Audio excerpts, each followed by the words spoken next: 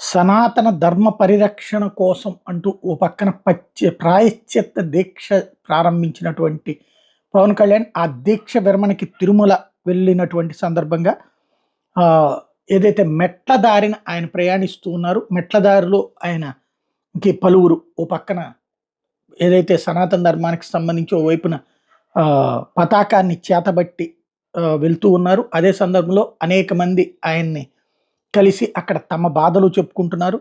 అదే సందర్భంలో పూర్తి భక్తితో ఆయన స్వామివారికి నమస్సులు అర్పించి ఎక్కడికక్కడ వెళ్తూ ఉన్నారు. అలాగే అక్కడే ఏదైతే ప్రత్యేకించి కాకుండా ఆ స్వామివారికి సంబంధించి భక్తులు ఎలాంటి నీళ్లు స్వీకరిస్తారు, ఆ నీళ్ళనే తను తాగుతూ భక్తులతో మమేకమవుతూ అదే సందర్భంలో కొండపైకి వెళ్తూ ఉన్నారు.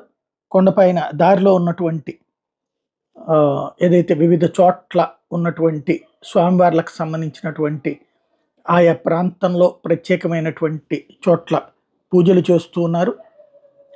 భక్తులందరూ కూడా అక్కడ ఆసక్తిగా చూస్తూ ఉన్నారు పవన్ కళ్యాణ్ ఎంతో కష్టపడి వెళ్తున్నటువంటి తీరుని.